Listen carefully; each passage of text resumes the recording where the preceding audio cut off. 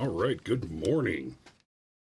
We'll be talking about the Trump indictment a little bit this morning, but mostly we're going to be focused on the double standard of justice that exists in this country as now evidenced not only by the Trump indictment in the absence of a Clinton or Obama investigation, but also with regard to Douglas Mackey and his memes. But it's Memewar Monday, so let's do this.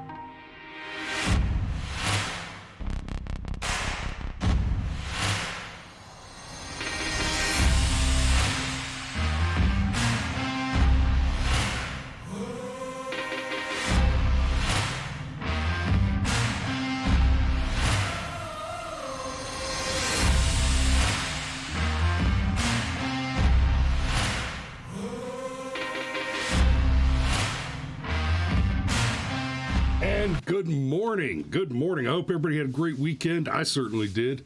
And guys, I'm not going to waste any time. I'm going to get right into it. I'll say good morning when we got a few more people in here. I see Cameron. Thanks for watching this morning, brother. I know you're here with us in spirit. And Uncle Steve's with us. Good morning. Good morning. And all you beautiful people over there on Rumble, thanks for watching. And on Rumble, guys, we are seeing good numbers on Rumble with views, but we're not growing our followers as fast over there. So if you're watching on Rumble, do us a favor and go ahead and follow the channel to keep up with us. We do a show every morning at 07:30 Eastern Standard Time, Monday through Friday. We take the weekends off most of the time, but you never know. So here we go. Here's what happened. There's a young man, Douglas Mackey, who has now been convicted for making a meme. And the first thing I want to do, I want to show you the meme, but before I click over, I want to point out for you absolute sociopaths in the DOJ that are prosecuting people over memes, I think it's pretty clearly obvious that the 2016 election is well and over. And so it's not possible for a person to be defrauded by the sharing of this image, which, of course, is not actually the claim that was made by the conviction of Douglas Mackey. And I'll get into that, the just disgusting legal precedence that's been set here. So this is the meme in question. This is the meme that Douglas Mackey is facing up to 10 years in prison for. It says, vote for her, vote from home. Post Hillary using hashtag presidential election. On November 8th, type the word Hillary and post it to Twitter or Facebook using the hashtag presidential election between 7 a.m. and 9 p.m.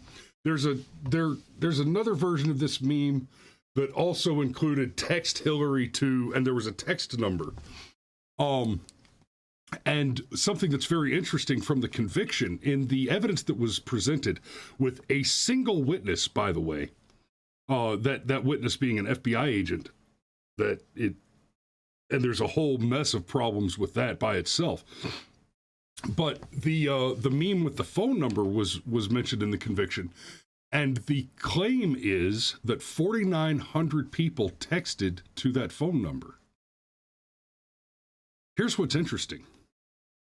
There is not a single individual claim of one person who didn't vote because they thought they had voted by texting the number or by posting to Facebook or Twitter in compliance with the meme. Not one, even obvious liar giving false testimony and perjuring themselves. They couldn't even find a person who would lie and say that the harm that is alleged occurred. Because the harm that is alleged is that by posting the meme, he sought to and I might even have a reasonable amount of sympathy for the prosecution if the claim was he sought to defraud people. But instead, they charged him under this archaic KKK law and claimed that he was intimidating, threatening, and dissuading people from voting. And of course, the broader part of the claim is that he was specifically targeting African Americans. And Cameron points out, if 4,900 people fell for that, that's 4,900 reasons why universal suffrage is a mistake. No shit.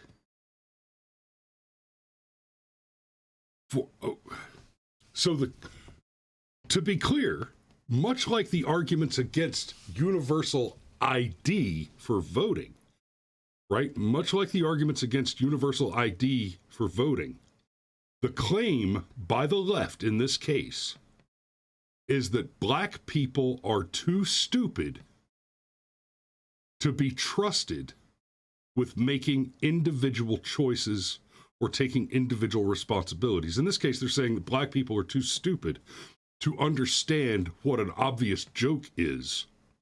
And I'm gonna shore up this case pretty strongly in just a second with the counterexample meme here. But these are the same people making this argument who argue that voter ID is unfair because black people can't find the DMV to get a driver's license. Which, of course, is patently racist and unintelligible. Right?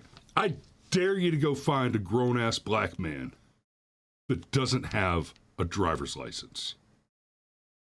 And I'm going to take that a step further because they're going to tell you that specifically it's underprivileged, impoverished blacks in the inner city that are too stupid to get a driver's license or a state ID. And I'm going to challenge that with, oh, really? I dare you to go and apply for government welfare benefits because let's be crystal clear. The opponents of voter ID, the same people who think that this was a legitimate attempt to defraud people. And, oh, I'm sorry. Wait, no, they don't, because they didn't charge him with fraud. They charged him with voter intimidation.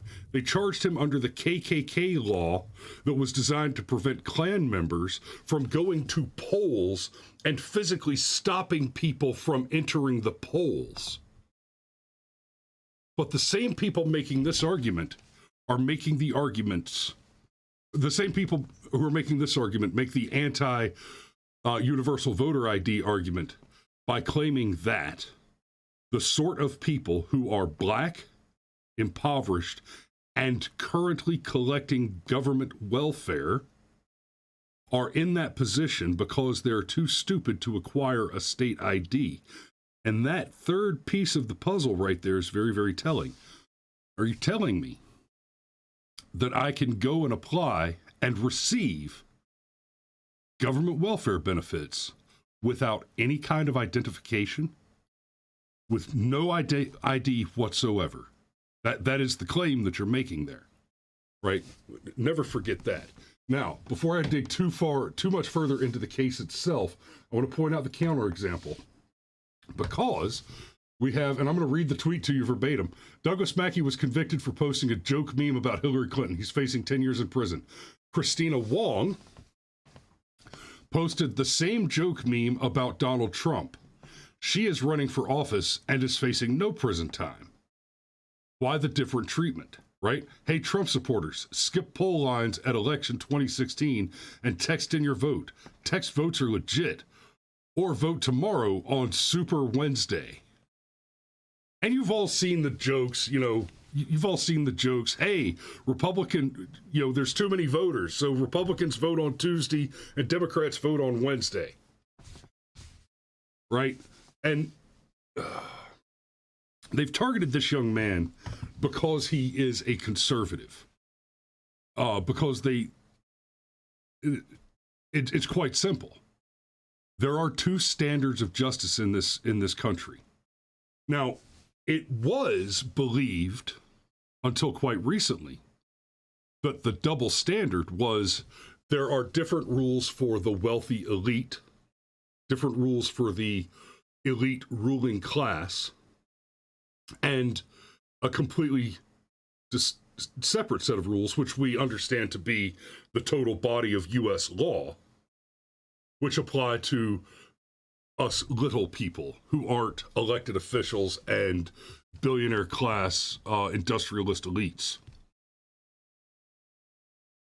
That was an easy dichotomy to believe when we watched Hillary Clinton not only be presented with evidence to her many crimes, but then go on to commit additional crimes in the course of the investigation.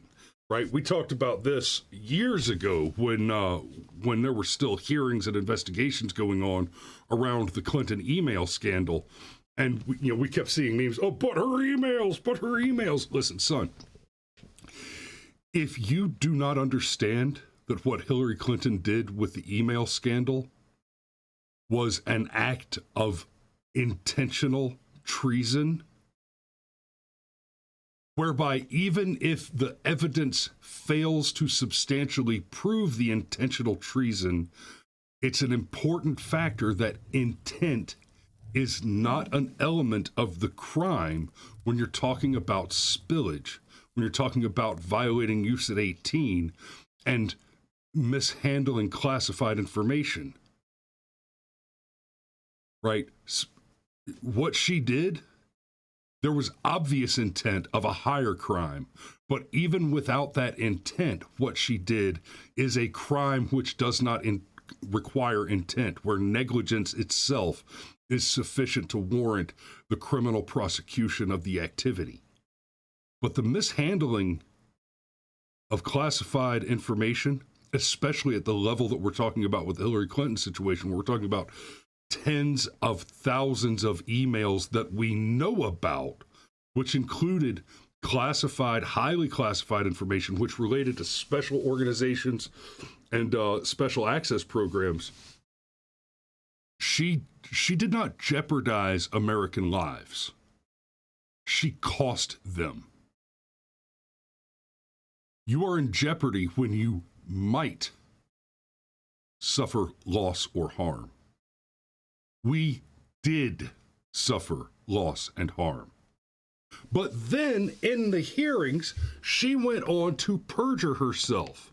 She made one statement to the FBI and a separate, distinctly positive statement in the hearings. So either she lied to the FBI, which is a crime, whether or not you think it should be, it is, right? I've got some problems with that idea, First Amendment and all. But then she went on under oath to make the opposite statement. So either she lied to the FBI or she perjured herself. At a minimum, Hillary Clinton is guilty of one of those two crimes. Bare minimum. That's not a matter of opinion. That is a matter of fact supported by incontrovertible, documented evidence. And no prosecution remains. So, in the wake of these new developments with this prosecution and conviction, we're seeing memes like this one. The number of grand juries targeting Hillary Clinton for indictment is still 0. And Hillary laughing. Yeah, she's laughing all the way to the bank because we're now learning that there is not a double standard of justice in this country where most of us are subject to the law and a certain elite class are exempted from it with complete disregard to the 14th Amendment and our equal protection under the law. But rather, the double standard is applied exclusively across party lines. There is a tribal distinction and determination that defines whether or not you personally or a group with which you are associated is vulnerable to prosecution by a criminally weaponized Department of Justice. For example, you all know about January 6th, right? There are people still in jail, still suffering in solitary confinement, 2 years after the fact, in clear violation of, at a minimum, their constitutional guarantee to a fair and speedy trial. Right? Let's assume, just for the sake of argument for a half a second here, that everybody arrested in the January 6th incident is guilty of the crime for which they were incarcerated. Let's assume that for a moment, just for the sake of argument. Many of them have sat in prison for 2 years without trial. Even if they're guilty, that is such a distinct violation of their constitutional rights that many judges will dismiss the case completely without regard to the facts of the case, based on the simple fact that their constitutional right was violated. Justice Garland Attorney General Garland was just confronted with this in the hearings on the weaponization just over the past couple days. He was asked point blank, do you not understand that this is a violation of the speedy trial? And he came up with all these excuses. Well, sometimes we can get exceptions to the speedy trial law. Whoa. Question, Garland, do American citizens, nay, humans, right, human rights, do they have rights at all? And of course, the answer to that question under the current administration and Department of Justice is that depends on how we think they're going to vote. So you all know what happened on January 6th. Let's talk about the transurrection, January 6th, following the slaughter of children by a trans activist just a week ago today. We saw activists, transurrection, activists stormed Tennessee Capitol following Christian school shooting. So Thursday of last week, hundreds of pro-transgender, pro-gun control activists stormed the Tennessee state capitol days after trans-identifying female opened fire inside of a Christian school, killing 6 people. To recap, on Monday, 28-year-old Audrey Hale, who identified as trans, entered the Covenant School in Nashville armed. She killed 3 children and 3 adults before being gunned down by police officers. I don't care for this language, gunned down. She was resolved by police officers, right? So here's my question: where's the outrage? Where's the coverage? This is from townhall.com, which is a very conservative website, but this was almost completely uncovered by the mainstream press. Do a simple Google search for it, and you'll find that the top results on this event are not from like the Washington Post or the New York Times, et cetera, which tells you that the objective is to repress the dissemination of that particular information. So you see similarly between Hillary's emails and Barack Obama actually assassinating American citizens on foreign soil with drone strikes. And like, you know, the Walkie case, he was a bad dude. He probably deserved to die. But we have a U.S. government. We are U.S. citizens. And we should be able to expect our government to treat us different to a foreign hostile actor. Generally. Right? You arrest Americans. If you're the American government, you arrest Americans who act in bad, who break the law. Right? If you want to assassinate people, they should be hostile foreign actors. Now, I could make room for extreme circumstances, I suppose, but those are limited and rare. So let's get into this story a little bit. Conservative social media influenced Douglas Mackey convicted of election interference. See, he was convicted of election interference, not fraud, right? Interference is an action. If he had been convicted of some kind of fraud, I still wouldn't be okay with what's going on right now because, like I said, we've got this Vaughn chick, right? Who did the same thing, and she's running for office with and suffering zero consequences for her actions, having done the same thing that Mackey did. Conservative social media influencer Douglas Mackey, also known as Ricky Vaughn, was convicted of election interference in the 2016 presidential race after posting a satirical meme on Twitter. Mackey, who is being accused of trying to deprive individuals of their constitutional right to vote. Right, that's the reference to the Ku Klux Klan Act. Was convicted on Friday by a federal judge. Oh, look at that, in New York. So what we've got going on, obviously, New York has really stepped up to the plate for the Democrats. Right, it was a New York court that indicted Trump. It's a New York court that's doing this. Essentially, the courts in New York have declared, hey, it's open season on conservatives. We will entertain any outlandish, unfounded, unreasonable claim and follow it to the maximum possible conclusion, even if we have to defraud ourselves to do it, like in the case of the indictment of Donald Trump. So this sets a very dangerous precedent. And this is something that Democrats have a hard time with. Let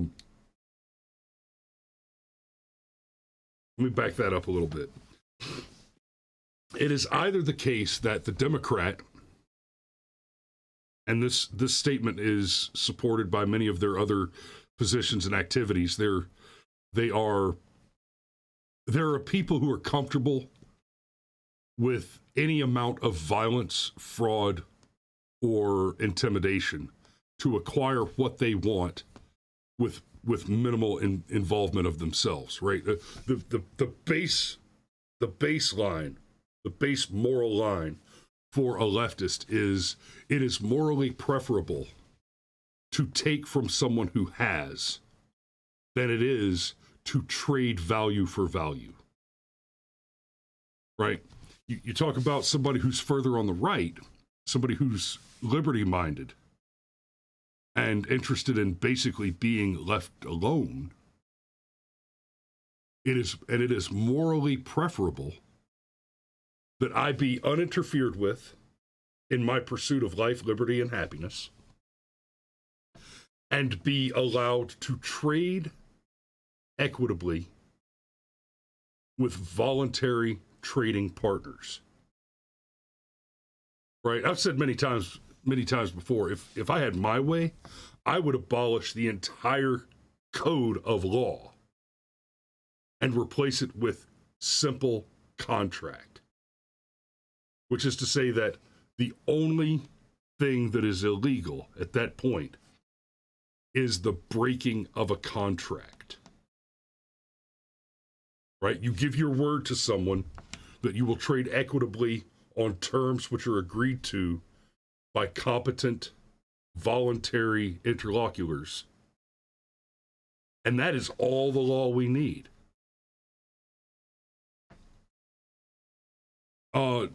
Telephone 92, I'm not going to ask who is going to enforce legality of the contract. I'm not going to go too deep into this because that's another show. I've talked about this in depth on other shows, and I will talk about it more and more in depth as in the future. So keep an eye out for that. But essentially, Telefo, the way it basically works is you have a society that is completely free. They interact in contracts with one another. And one such contract could include I have established a company of what we would call under the current law mercenaries, and we will happily enter into a contract with a voluntary interlocutor to enforce the terms of their contract. Such a company would also take contracts where two people are entering into a contract with one another, and the terms of the contract of the two voluntary contractors includes the third-party contract of the company whose job it is to interpret and enforce the contract. Essentially, you'd be talking about something akin to a medieval traveling magistrate, right? So you go to do a financial merger, and you hire, Mercenaries Incorporated, and they say, yes, we understand the terms of the contract. If one of you breaks the contract, we will intercede on behalf of the aggrieved party. That would also leave room for the profession of lawyers to essentially be contract writers and negotiators, and they would have a very, very successful practice, because all of a sudden the stakes are more meaningful. It's like, yeah, we all want to get what we want to get out of this thing, and also I don't want to be killed by a mercenary because I was a douchebag and tried to cheat somebody. It makes for a much, much more polite armed society than what we have available to us now. And I would enact that as a total global policy. There is no government only contract. The contract would be sacrosanct. So, and with my apologies, by entering Telefo, I lost the thread of my previous speech. Okay, so back to the Democrats and their inability to think into the future. We're talking about people who are utterly devoid of the capacity to intelligently delay gratification for the purpose of building a better future. And as a result, what we're looking at is they're setting a dangerous precedent by establishing new processes. What they've done here by picking on Mackey is they've created a precedent. They're writing law to make the argument that speech is violence, and we can now prosecute people for speech. One of the things we've talked about many times before is that in the United States, we have the First Amendment, and that is true in the United States and in the United States only. Only in the United States do we have the right of free speech. No other country has that. There is no exception to that statement except for the United States. Right? In Great Britain, we've seen Count Dankula locked up and fined over posting the meme where the pug does the Nazi salute, and it was hilarious, and it was really just a bad joke that you laugh at the same way you laugh at Monty Python. Right? It's funny because it's absurd. In Canada, if you happen to be in the party that just went out of power, simply opposing with speech the position of the new party is sufficient to have you convicted under hate speech laws. It doesn't happen very often, but the fact is that the law supports its occurrence. That was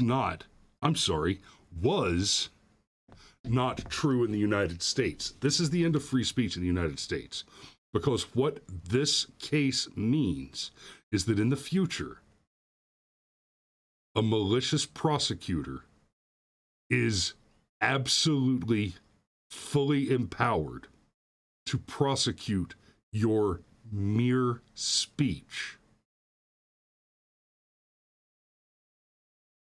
I said earlier it would be a little different if the claim had been fraud.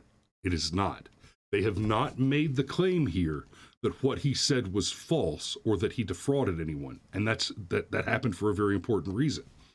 While the prosecution contends that 4,900 people texted the phone number that was listed in the text meme, what they never contended or offered any evidence to support was that anyone did not vote because they believed they had already voted. They didn't even go so far as to examine, whether or not any of those texts were repeated from the same phone number, right? Viva Law and Robert Barnes covered this, and Viva pointed out, what if somebody texted like 20 times or 100 times to the 4,900 that texted to the number, thinking, I can get away with this. I'm gonna vote 100 times here and then go vote in person, right? That was never explored in any way at all.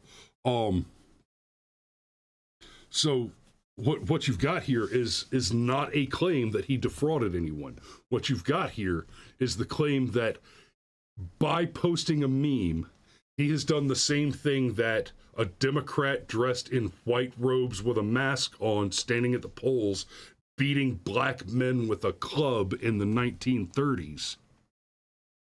The claim is that Democrat beating a black man with a club in white sheets in the 1930s to prevent him from voting is the same action as posting a meme on Twitter. That is the claim made by this court. You also have the precedents set by the indictment of Donald Trump.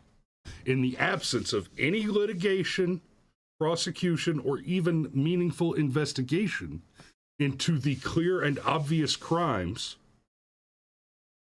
of Barack Obama, Hillary Clinton, or Bill Clinton. Let's not forget Billy Boy. You might want to wear some sunglasses there. Right? The fact is that we live in a system now where there is a two-tier justice system.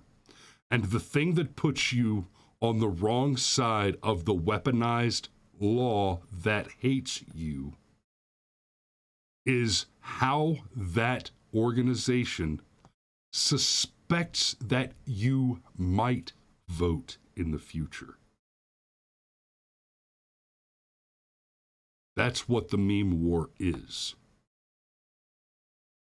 The meme war is pure psychological warfare being conducted, we now know, with the full support and involvement of the DOJ and the FBI at a minimum, under the direction of the DNC and the current administration. These are not conspiratorial speculations. These things are such foregone conclusively true that there's currently a series of hearings by the Committee on the Weaponization of Government, which exists for this reason, which committee is not exploring whether or not the government and its agencies like the ATF, the IRS, the DOJ, etc., have been weaponized. They are not exploring whether or not those things have been weaponized. They are exploring and investigating how they were weaponized. The conclusion that they were weaponized is foregone. We already know that. They're exploring how they were weaponized, who are the guilty conspirators in that weaponization, what the various damages and harms caused by that weaponization are, what solutions there are to resolve that weaponization. And spoiler alert, they will not solve the problems because the solutions include abolishing the ATF and the IRS and, frankly, the FBI.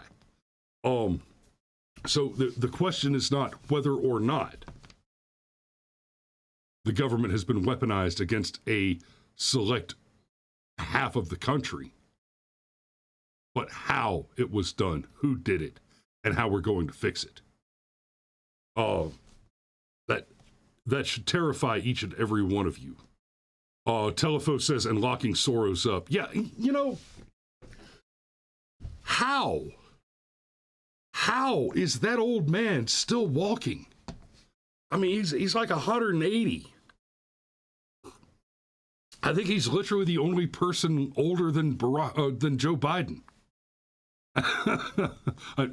That's hyperbole. I know there was a man in New England somewhere that just turned 109 because people love him, but But Jesus, guys,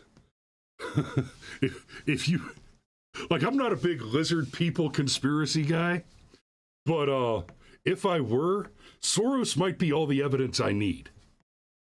All right, so I think tomorrow I'm going to spend some time talking about tech. There has been a recent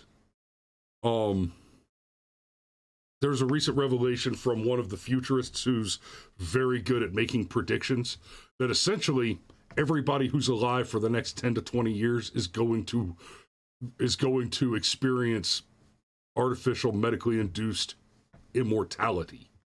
And I want to talk about that one because it's an article. My fascination with that medical development began with an article that I read in Scientific America probably almost 20 years ago. Yeah, easily 20 years ago. It was before I joined the Army, so it's been a hot minute. I think, yeah, I'm going to go ahead and put a pin in the show there. Thanks for watching. You guys over on Rumble, do please hit that button. Follow the show. We're growing on Rumble. I'd like to see the followers grow over there. And unlike YouTube, we're actually monetized and earning a little something on Rumble. I'd like to crank those numbers up so that we can add some more cameras and improve the production quality even more on the show. We love you. Thanks for watching, and we'll see you tomorrow.